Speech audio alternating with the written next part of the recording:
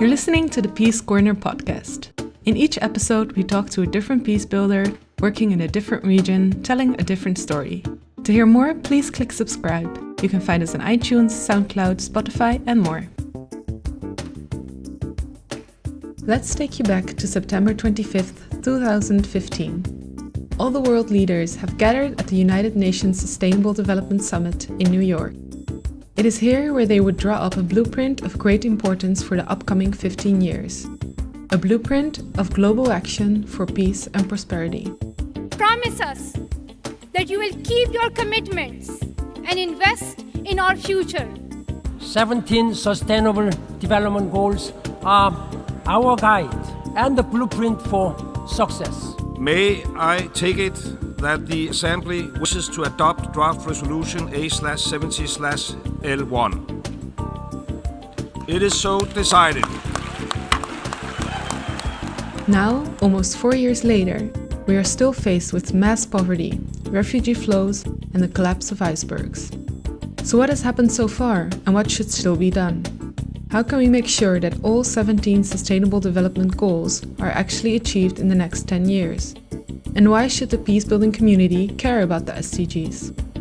To find out, we sat down with Deborah Seward, the director of the United Nations Regional Information Center. In this spot, she will share her perspective on the impact of the global SDG framework, the role of states around the world to implement this agenda, and the link between the 17 goals and local activities.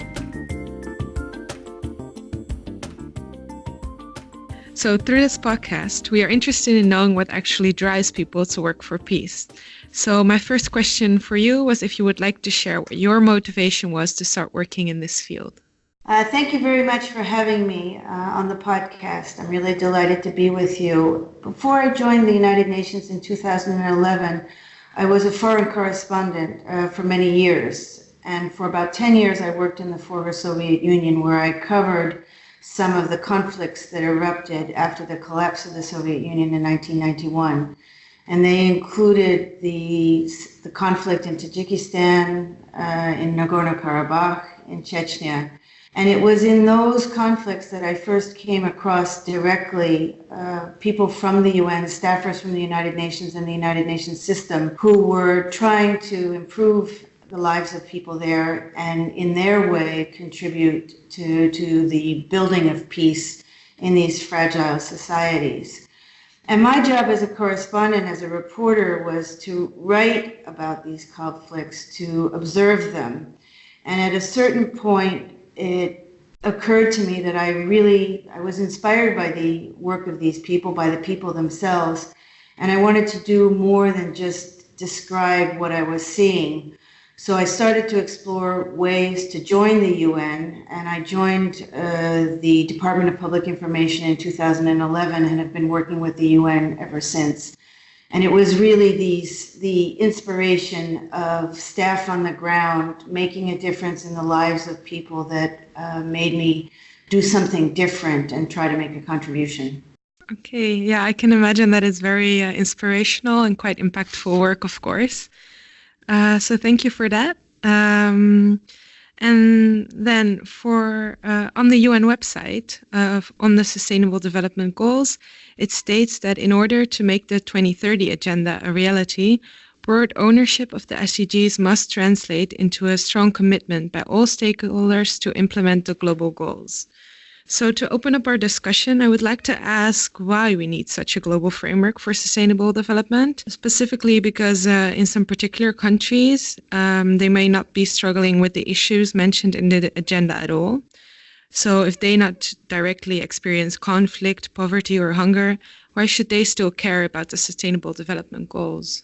Well, for those countries, for example, that were not covered by the Millennium Development Goals, which were started in 2000, all societies face issues that are inherent to the Sustainable Development Goals. Even here in Europe, we have strong pockets of poverty. There are people who don't get a good education. There are people who don't know their basic rights. And if they don't know them, then they can't participate in our own societies. So I think that when the Sustainable Development Goals, when it was decided back in Rio in 2012 that they should be developed, there was a real consideration given to the fact that they should be global, that they affect all societies, and that all of our societies in many ways have people who come from other societies, who come from countries where there is conflict. If you take a look at Europe right now, there are refugees, there are migrants, and they have direct experience of what has been happening in Asia and Africa or in Latin America. And Europe is not excluded. If we take a look at the Balkans back in the 1990s, there was conflict here as well. So when the SDGs, Agenda 2030 came about, there was, among the member states that were doing the negotiation for the creation of the goals, a look at how they were linked, how gender was linked to conflict, how education is linked to conflict, health, water, all of these things are interlinked. And to put them together in a way that it is the responsibility of all 7 billion people on the planet to take charge or take responsibility for their implementation. And then perhaps later on in our discussion or our conversation, we'll get into that. But there is a responsibility of, in the Financing for Development framework, of those member states or those countries that are better off to try to help those that aren't as well off, because we do have to keep in mind that achieving these goals doesn't come for free, it costs money, and we have to look as well at the resource and the resource mobilization aspect of the implementation of Agenda 2030. Okay. Yes, I think that's very well worded, and I would completely agree. Actually, it's impossible to imagine that these countries would develop forward in isolation.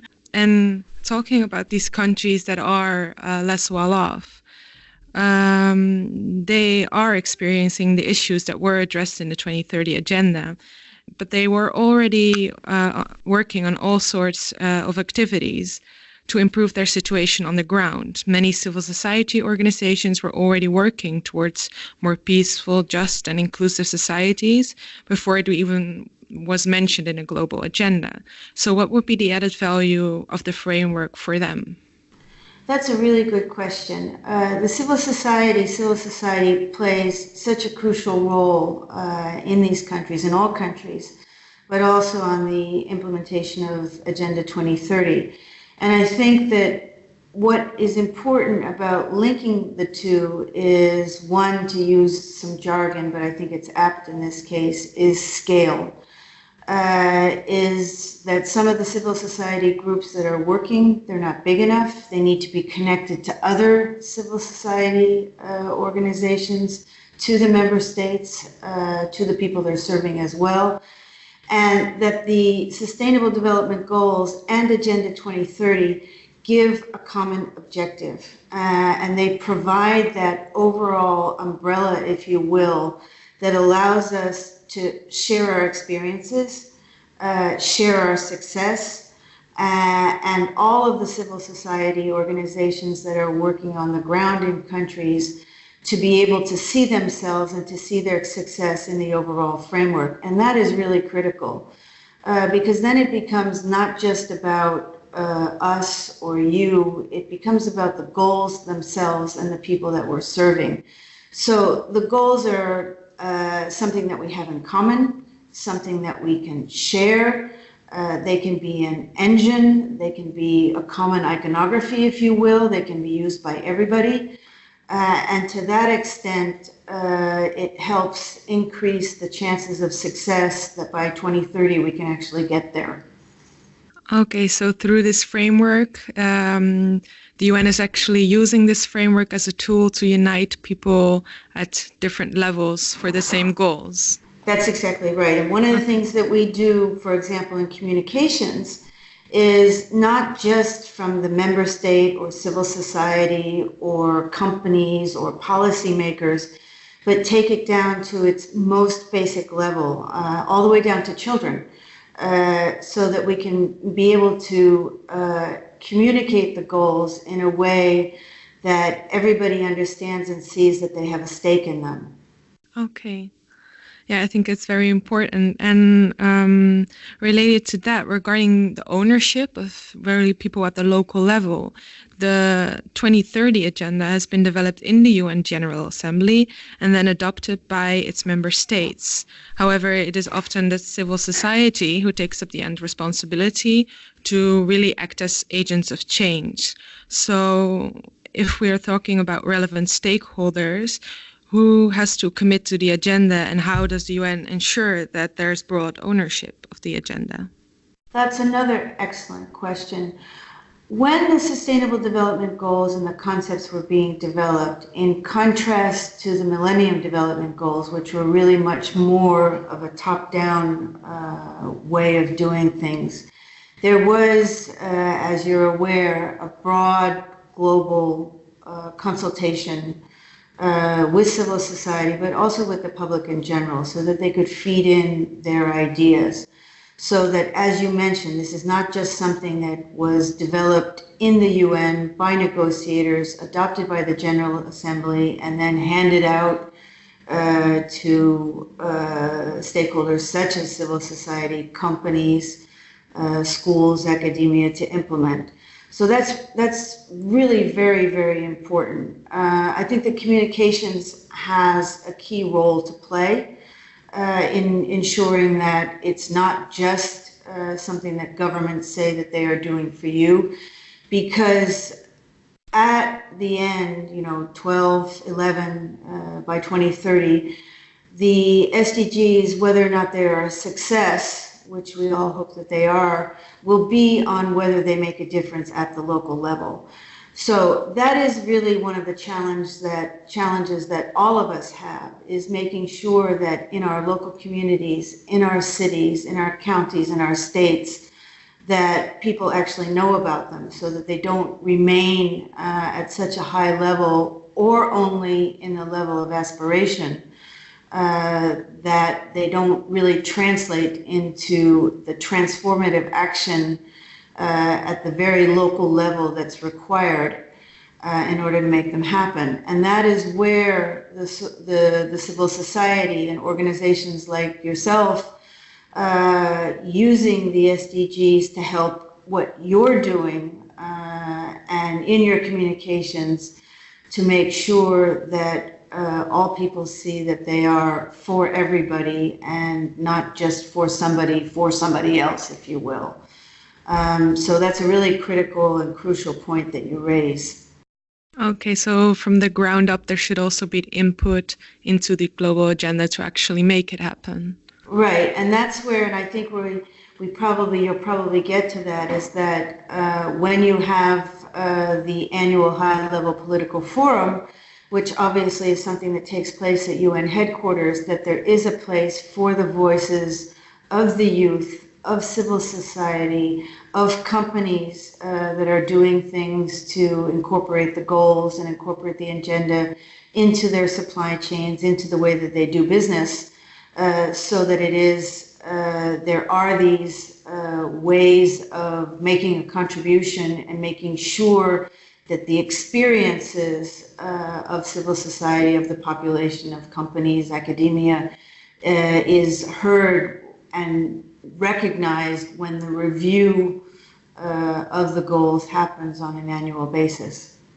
Yes, actually, it perfectly connects to my next question, because in preparation of the review of SDG 16 during the upcoming high-level political forum and the overall review by the heads of state and government, our GPPAC managing advisor, Pascal Richard, published an article which reflected on the 2030 agenda thus far. And in this article, the potential of the SDGs was emphasized, both as a reflection of the work of local peacebuilding and conflict prevention organizations, but also as an opportunity to integrate their experience in contributing to more peaceful, just, and inclusive societies, and sustainable development as a basis for broader SDG implementation. So he specifically noted that while many GPPAC members supported and acknowledged that everything they do contributes to the SDG implementation, that accepting that everything we do contributes to the SDGs without integrating knowledge gained at the local level into reviews at the UN leaves out an essential component for the meaningful implementation of the SDGs, the conscious effort to implement the goals in an integrated manner, which is necessary to build peace.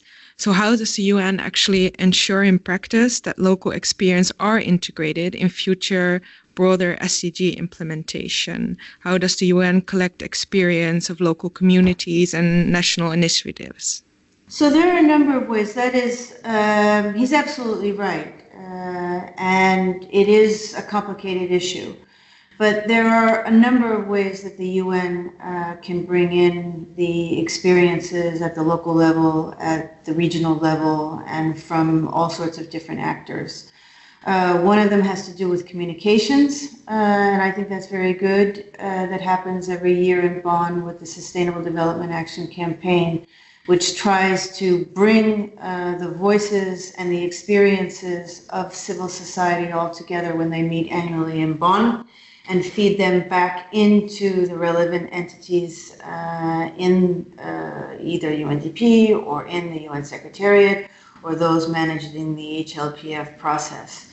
So that's one way that it's done. Part of the UN reform, at least at the country level, that doesn't necessarily apply here in Western Europe, is to ensure that the resident coordinator system and the implementation of the Sustainable Development Goals does in fact connect directly with the actors on the ground, the local actors who are working on implementation. And that reform, which started on the 1st of January this year, it is a little bit early to be able to assess the impact, but it should make a difference in ensuring that the experiences and the successes can be shared among countries, so that we aren't simply repeating and starting from scratch everywhere.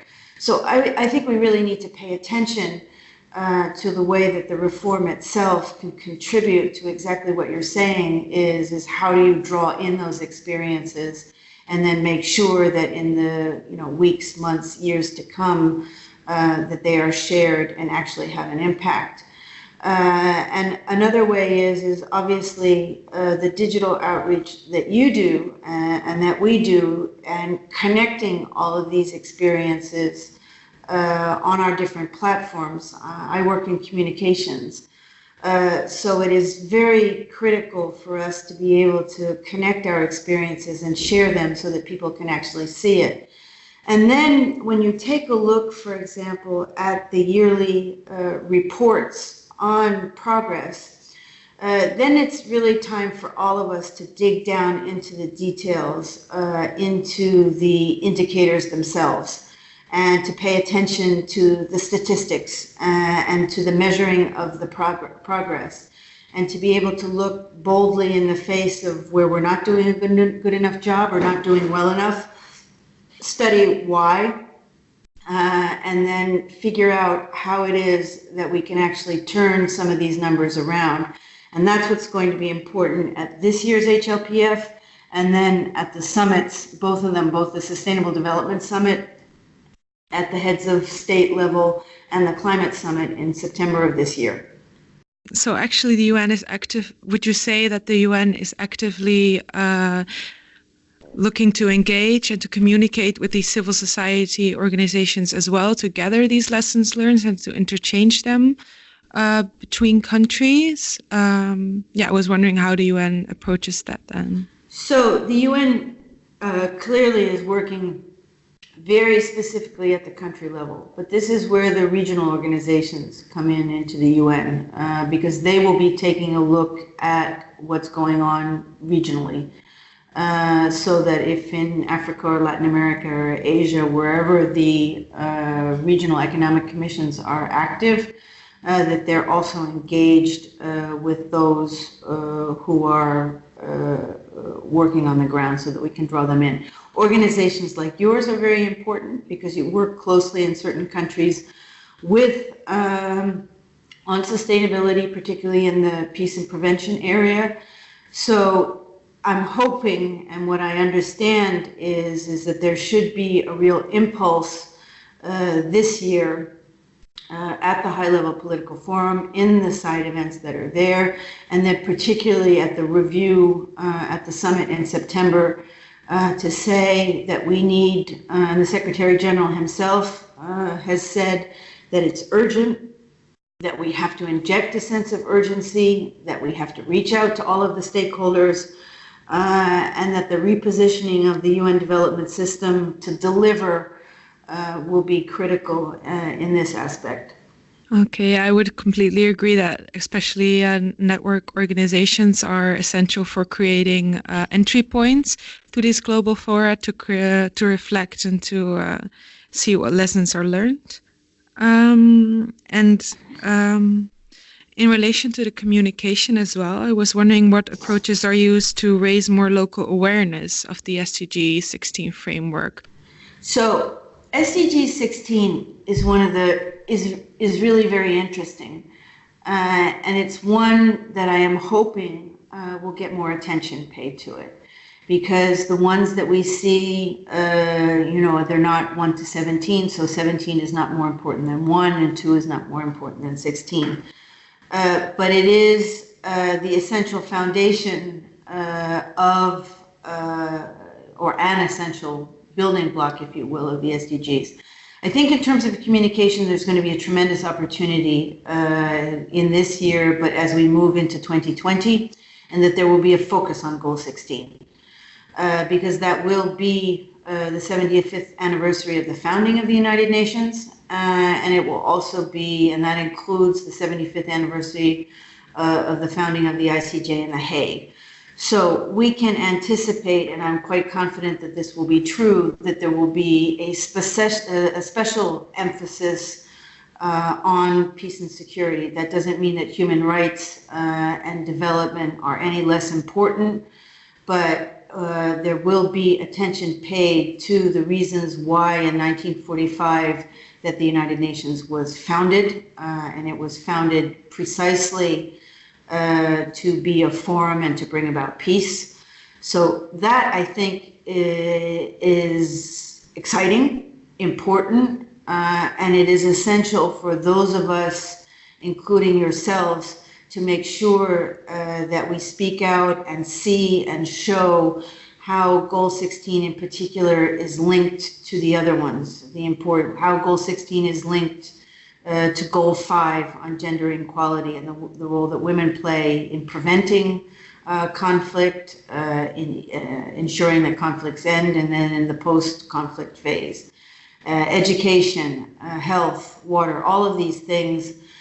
Some of these conflicts are, as you know, fueled by some of the other goals, by conflict over water or resources, water resources, or desertification, so that we make sure that we can show people that there really is a concrete, real link between 16 and the others, and how in improving progress on the others, we enhance the chances for the achievement of Goal 16.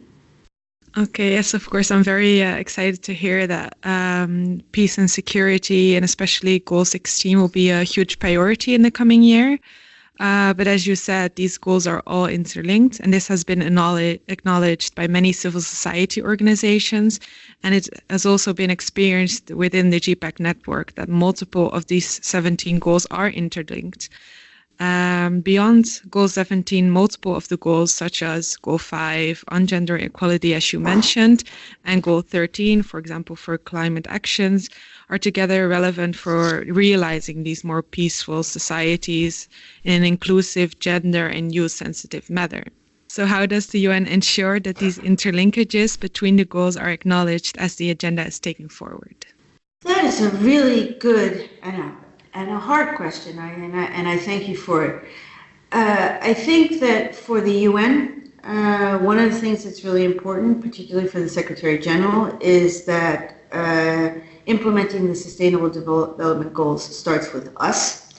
So if you take them separately, even though they're integrated, you try to do things that are within the UN itself, whether it's gender equality, whether it's improving our workplace, try to set an example in that way.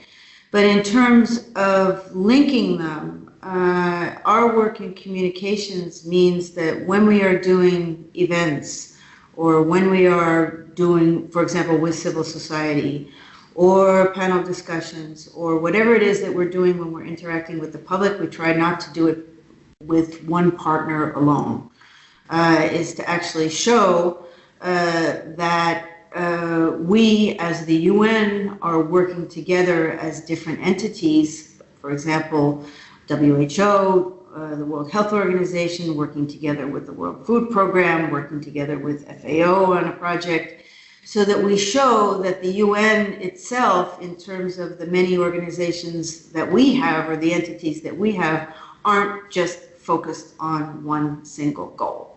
That we are, as a UN system, as a UN family, addressing whatever the issue is, not from our individual perspective of wherever it is we work in the UN, but that we're looking at it all together. And I think that that's really important, because if we don't do it ourselves within the UN, how can we possibly expect people, external partners, or civil society, governments, cities to do that if we're not doing it ourselves?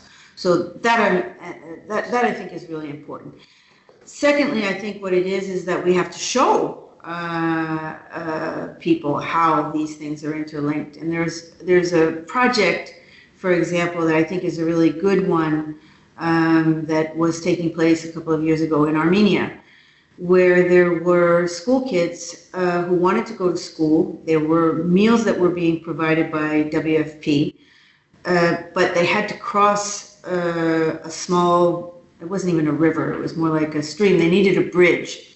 So that was infrastructure. So there was a way that was found to build a bridge that would cross this stream so that the children could go to school, get an education, and actually get a meal at the same time. So that links at least 3 goals. So we have to be able to provide concrete examples of how these goals are interlinked, because otherwise it would remain a theoretical exercise that isn't going to be able to have an impact on the daily lives of people, which is exactly what we want to do. Okay, I think first of all that it's great that you're setting the example for yourselves as well, that this agenda should be broadly integrated into everyday practices as well. For next year, the agenda will be celebrating its 5th anniversary already, meaning that we're 1/3 on the way towards 2030.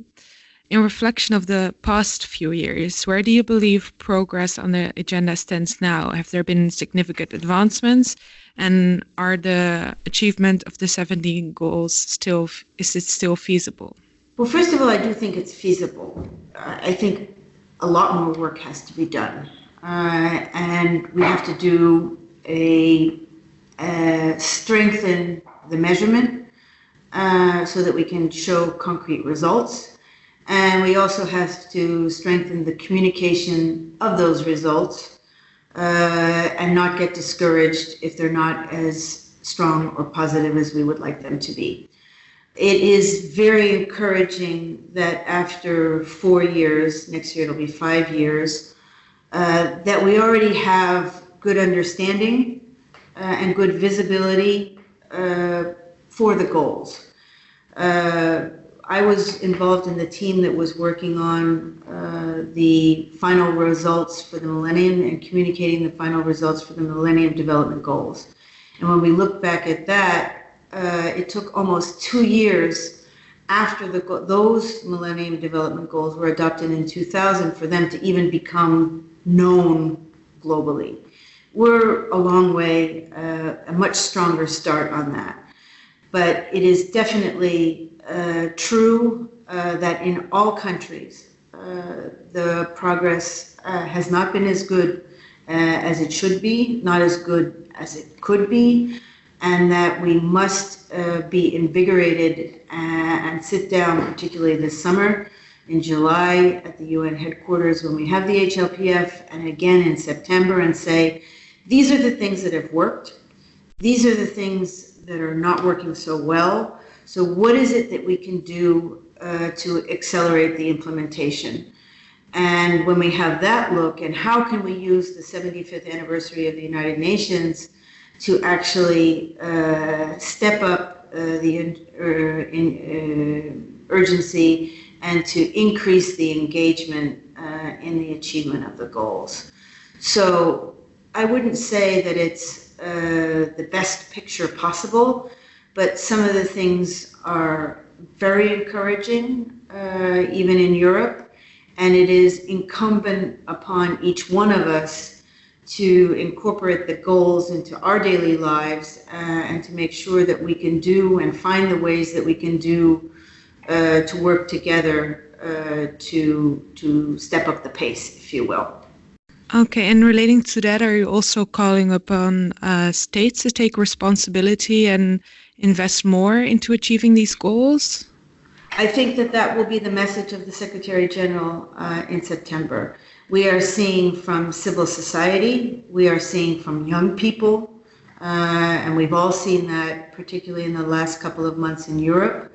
They are out there, they understand the goals, they understand the risks and the threats, and they believe that the member states, even if the goals are not mandatory, have made a commitment, and that they expect the commitments that the states have made to be carried out. And I think these are messages that I know from my colleagues here in Brussels that we have transmitted to our colleagues in UN headquarters, is that we can sound the clarion bell, we can raise awareness, but the framework is there in terms of the Sustainable Development Goals. The framework is there for the Paris Agreement. The framework is there for Addis Ababa and financing for development. It is incumbent on those who have been elected by their citizens to carry out their part of the responsibility and their part of the bargain as well. Yes, thank you. I hope that we can see this develop positively in the future, and that these states will take up this responsibilities indeed that they have. So I have two last questions for you to answer.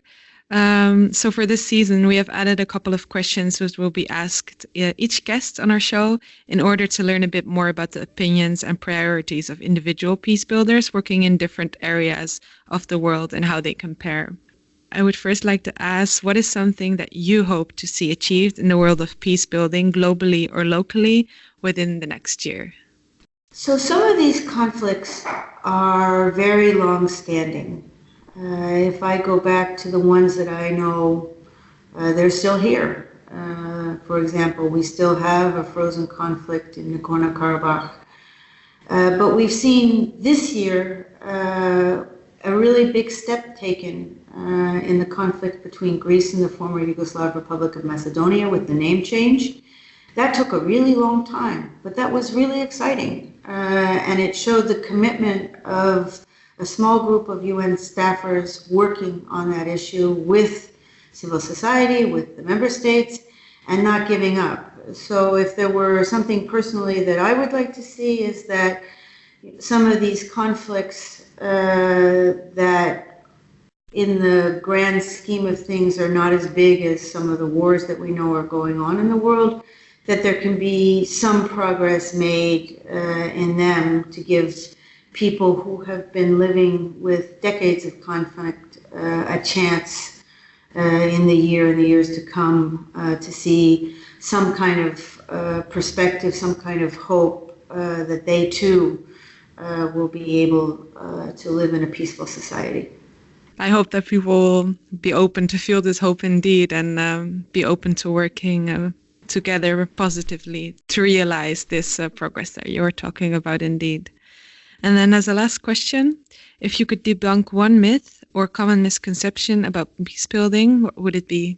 Well, I think that your organization does a really good job of it. I think it's really important for people to understand that peace doesn't come at the end of a conflict, that the work for peace can be done, and it has to be done every single day, even before conflicts break out.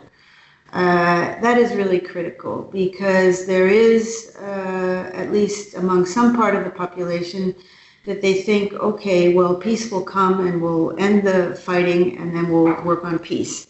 That is actually not the case. It has to start long before. We have to do a better job, for example, of recognizing the signals, recognizing the symptoms, recognizing the small things that could actually lead to a big conflict, and work together in partnership and recognize that these warning signals are real and actually then take the steps to do something about them.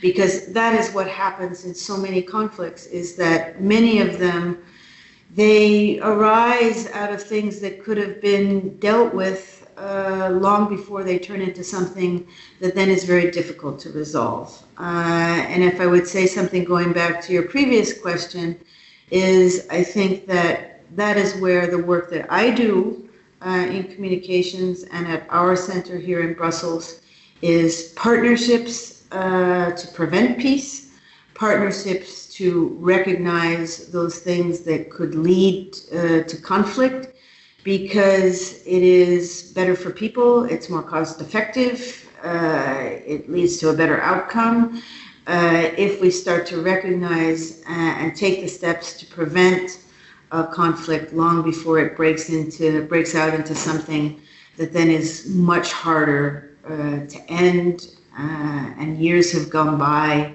and children grow up to be adults and they've never known anything else besides conflict. So that is what I think is, that's a myth, that people think that it's over when it's over, and that it starts, that the process of peace starts when a conflict ends.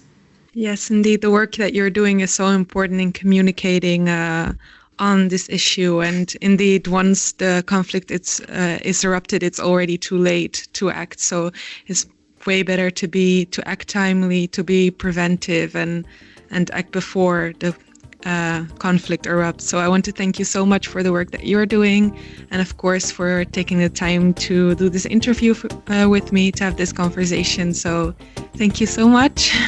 Thank you. It was a privilege, and I look forward to working with you and your colleagues in the future. Thank you so much. It would be great if we could collaborate in the future indeed. Thanks for listening to the second season of The Peace Corner. If you're interested in hearing more from us in the next season, please click subscribe on iTunes, Spotify, SoundCloud, or wherever you might be listening.